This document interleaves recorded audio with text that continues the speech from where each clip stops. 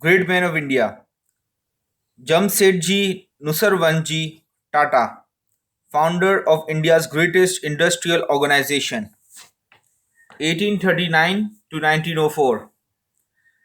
The term great is often so loosely applied to the lives of men that we should ask ourselves, what are the standards which justify it? Two may be suggested.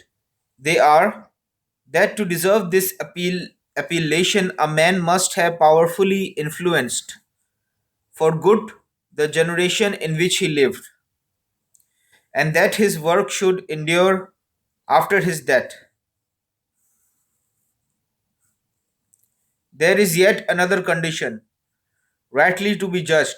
The life and work of any man should be considered in relation to the times in which he lived.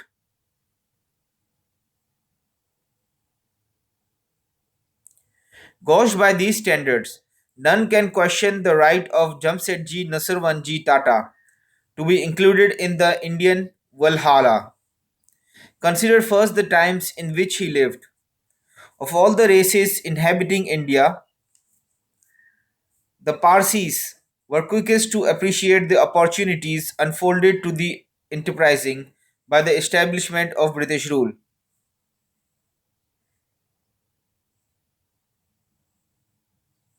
Hardened in the school of adversity, free from any caste restriction, and therefore able to travel, broadened by the tolerance, if exclusiveness, of the Zoroastrian creed, the road to Bombay from their ancestral homes in the Navsari district must have seemed like the highway to London for the Scots, the path to opportunity and success. From Bombay, they grew their tentacles east and west to the rich China market in opium and cotton, to Britain for the importation of manufactured goods, which India could not make herself. Jamsetji Tata entered this field at a great formative period. The liberalizing influence of education, in English, poured new and heady wine into receptive minds, and he received his instruction in that great school, the Elphinstone College. Experience fell richly to him. His father's firm was one of those cosmopolitan houses so characteristic of Bombay, for associated with it was Premchand Roy Chand, one of the most fertile and enterprising spirits of the age. Enriched by money made in supplying the needs of the forces landed at Bushire in the Little Persian War, the house was well established, and Jamsetji was sent to China to open a branch in Shanghai. Returning thence, it was his lot to be immersed in the greatest boom of all time, the hectic flow of money which poured into Bombay for the purchase of cotton during the American Civil War. Chastening too was the lesson of the slump, when with the fall of Richmond fortunes disappeared almost in a night. He was in England at the time, loaded with securities of little or no value, and from that bitter experience learned a lesson he never forgot, the importance of sound finance. Escaping the worst evils of the collapse, which brought down the towering figure of Premchand Roy Chand, the family fortunes were retrieved by profits from contracting for the supplies to the Abyssinian expedition, which Napier financed with prodigal extravagance. Fortified with this rich experience and adequate funds, none could be better equipped to play a great part in the industrial renaissance of India. But, and this is the distinguishing feature of his life, Jamsetji Tata was never content with the conventional part. The beginnings of the cotton textile industry were laid before he entered the field. Now, it is not unjust to say that in his day, industrial progress in India tended to be imitative rather than creative. If one pioneer erected a mill, then a score followed in his wake. If a cement or a sugar factory was established, then others sprang up like mushrooms until the market was saturated or even glut it. Jamsetji Tata was always creative.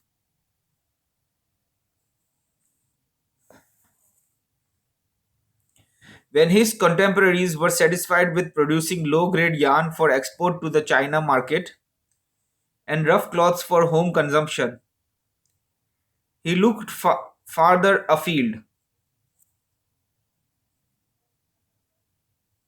and selecting Nagpur in the central provinces, put down his mill in the center of the cotton growing lands and catered for the proximate market. The prosperity of the Empress mills he established there, against the advice of all his friends, reads like a dream. His ambition was that the mills should pay 100%. In 1920, original holders of the scrip were receiving 360%. At a time when most industrialists gave little thought to their work, people after they left the mill at the close of the day's toil, he bent his mind to all the social activities which we call today by the generic title of welfare work. Later, he was to learn in the hard school of experience that it is far easier to establish a new factory than to resuscitate an old one.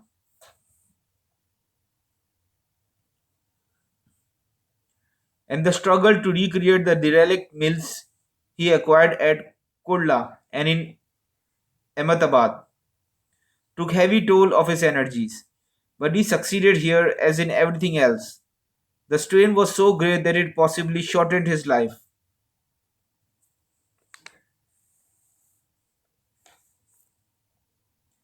Many men know how to acquire a fortune. It is given to fewer to understand how to use it.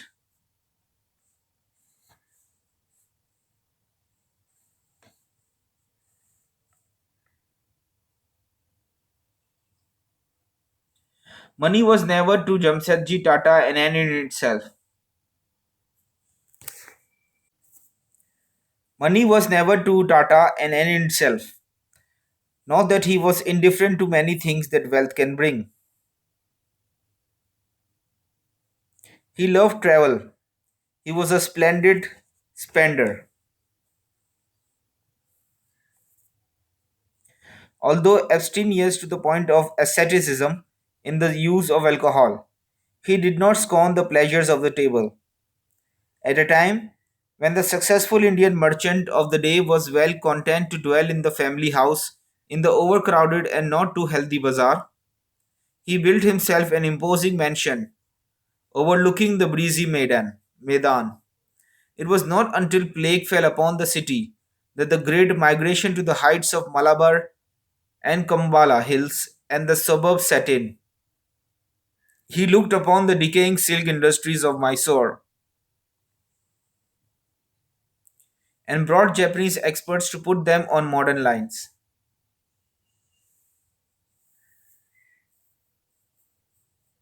He fought successfully for cheaper freights to the Far East, with the result of stimulating Japanese competition in directions not altogether favorable. He argued with the government of Bombay until the heavy fines on building in the adjacent island of Salsette were lightened. But in this phase of his life, one enterprise stands out above all others: his unbounded confidence in the future of the city he had made his home. Romance brought in the 915 sang Rudyard Kipling when told that the age of romance was dead. Short as memories are, can any be insensible to the romance of the rise of Bombay? In the use of this newfound land, Jamsetsi Tata played an heroic part.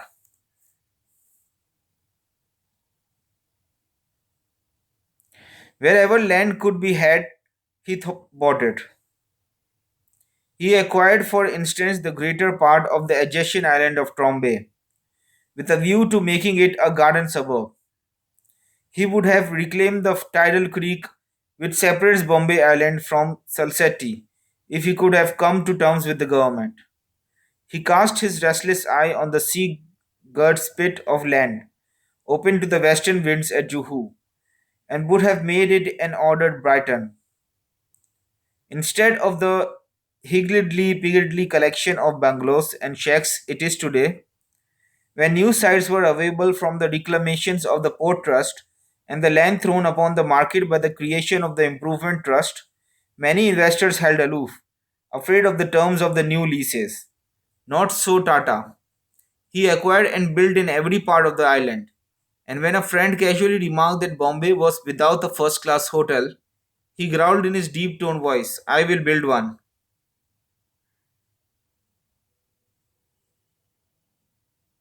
And on the site of the basin, where rovers were wont to take their skiffs for a stretch in the harbour, he raised at a cost of 250,000 of rupees the hotel which seizes the eye of the incoming passenger, and established a new standard of comfort for the visitor and resident alike.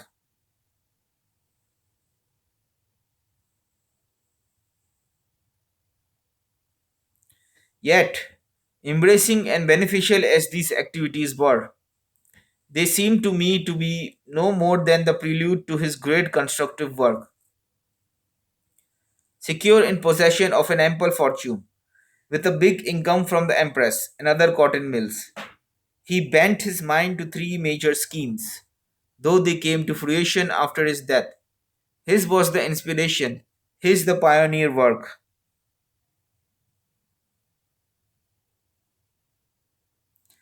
The inspiration came in the late 1880s when Rod Lear, the governor of Bombay, in an address to Chancellor of the University, warned India that she was at the parting of the ways.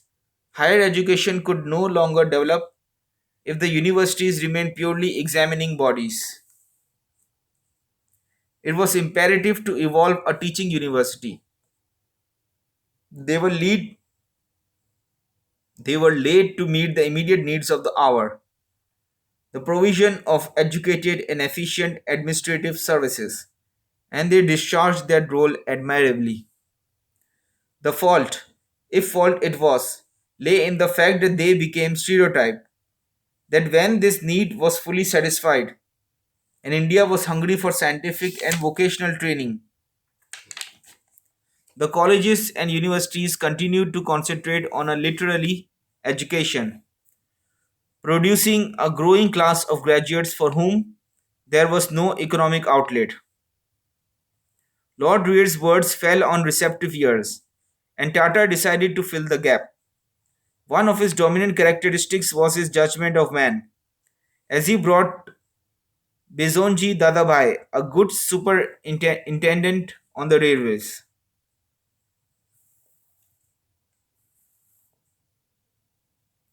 to organize and direct the Empress Mills, and A.J. Billy to take charge of his office organization. So he selected B.J. Patsha, a college professor of unbounded enthusiasm and complete devotion to the welfare of India, to be his advisor.